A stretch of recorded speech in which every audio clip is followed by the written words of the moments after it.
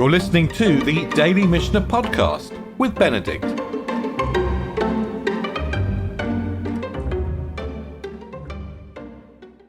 So we're in the 8th chapter of the Mishnah of Sotah.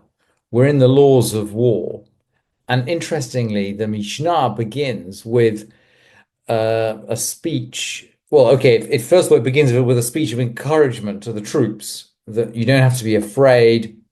God is fighting for you. But then it goes to a list of people who do not have to serve. So it's really interesting. The first practical topic which the Mishnah deals with, and of course this is the topic which the Torah deals with, is the list of people who don't need to serve in the army. And we're still in Sefer Devarim, and we're going to continue reading through the Pesukim, but actually the Mishnah is going to quote the Pesukim, so I haven't brought them separately on the source sheet.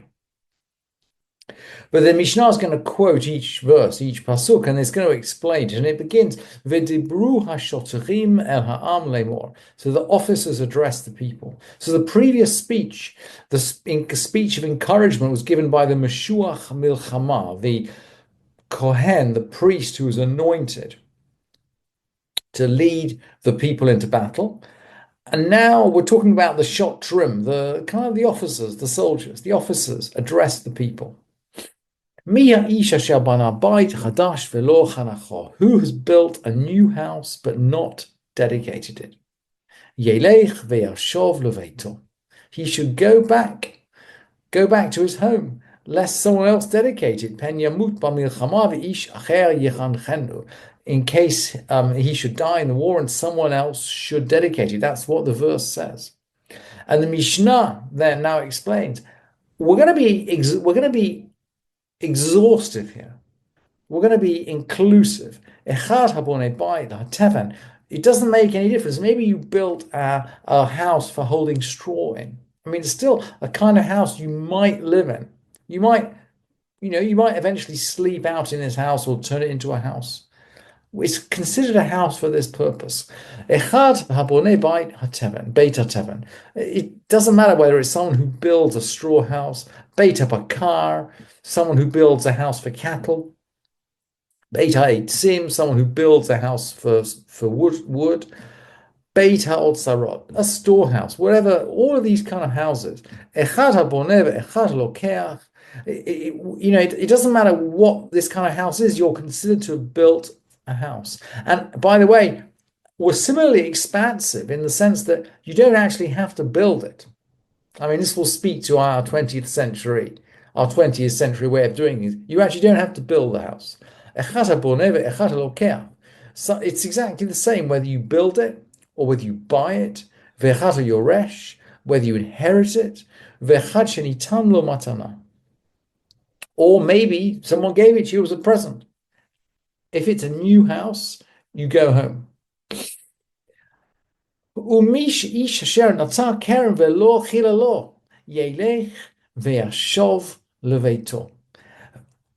And who has planted a vineyard but has never, I've translated harvested it here, but the Hebrew word is chilalo, which is really literally to profane it. Now, remember that the first 3 years are sacred. The fruit is orla. We can't touch it. In the 4th year, we take it to Jerusalem. We eat it like Maaser Sheni. So it's only in the 5th year that we effectively put the fruit to profane use.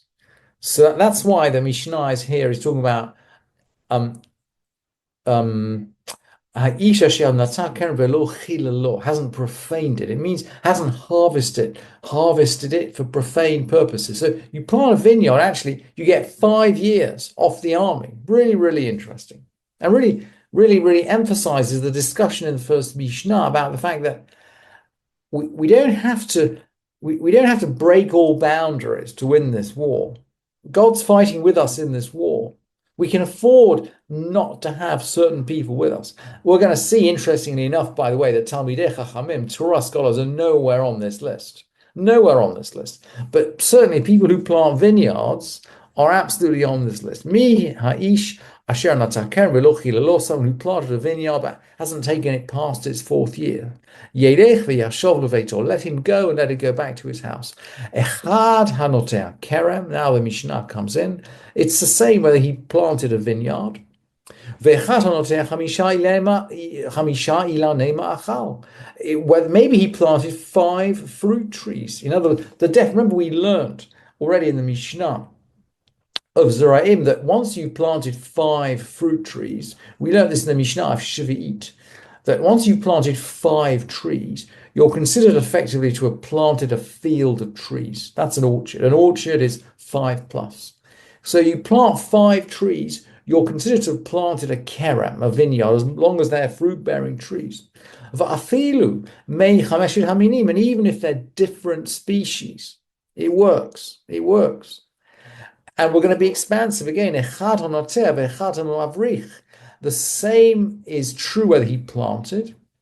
Hamavrich, this is someone who bends. People would take the end of a tree, they'd bend it into the ground, and then it would shoot up again and create a new tree. So that's the mavrich. So the same with it doesn't matter whether he's planted it, whether he's mavrich it, whether he's bent it. Ve'echad hamarkiv, maybe you graft it. Interesting that already in the Mishnah we're talking about grafting. So you might graft one type of grape onto another type of vine rootstock. Very common in France today. Ve'echad halokeach, same if you buy it. Ve'echad yoresh, same if you inherit it. Ve'echad shenitan lo matana, or if someone gives it to you as a present. We're going to interpret this expansively. None of these people need to serve in the army.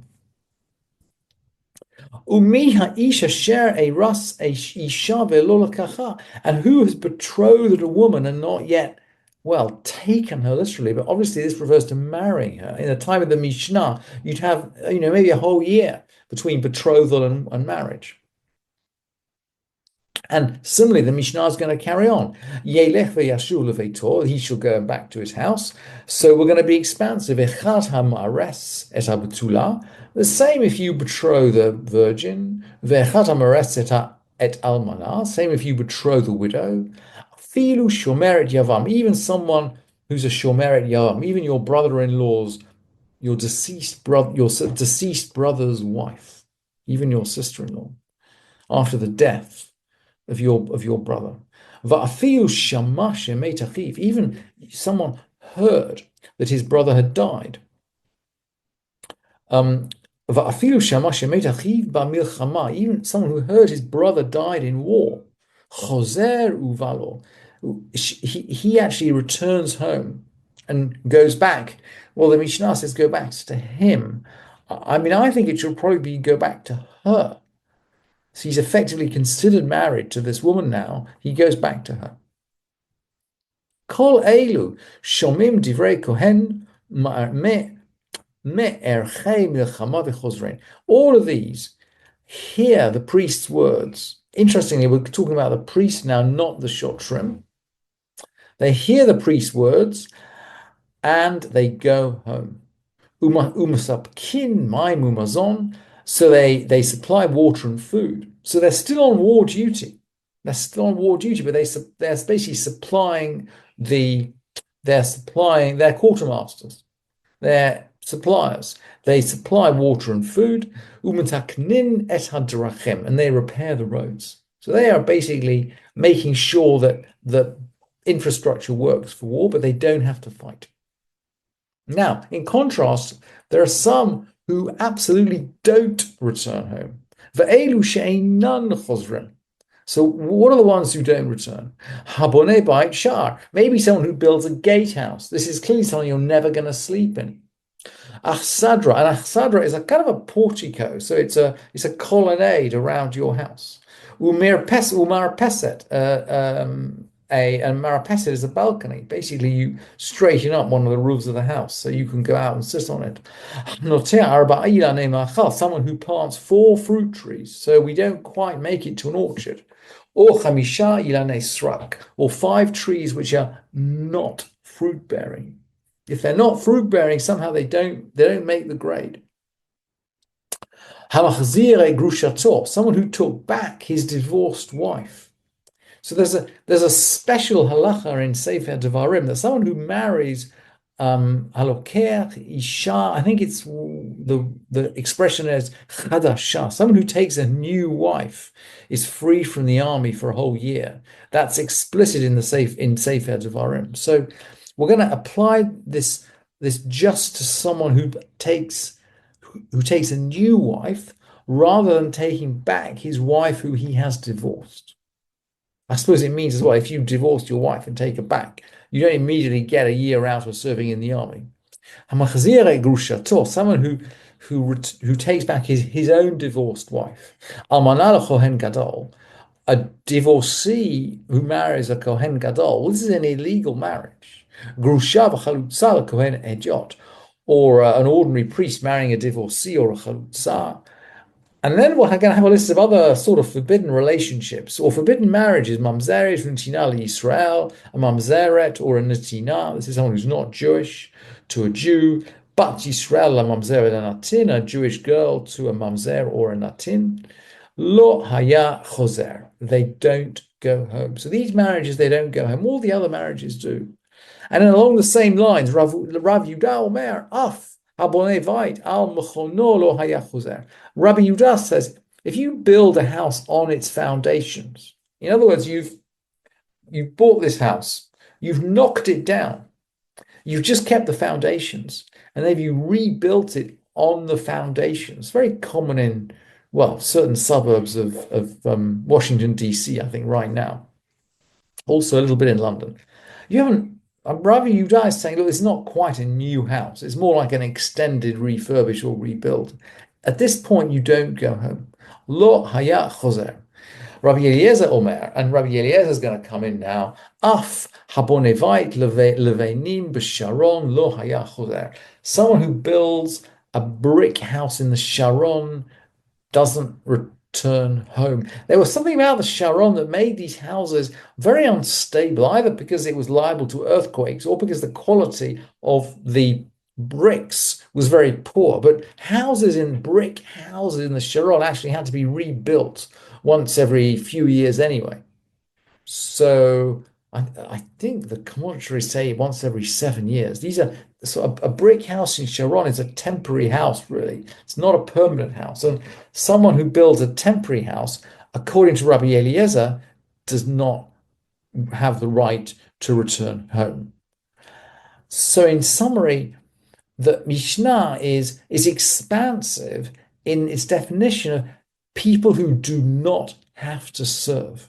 It's as if the Mishnah is saying, look, we have faith. We have faith we're going to win this war. We don't need to make everybody serve.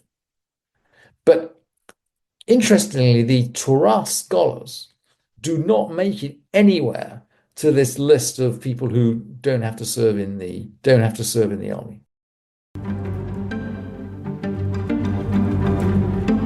Thank you for listening to this edition of the Daily Mishnah Podcast with Benedict.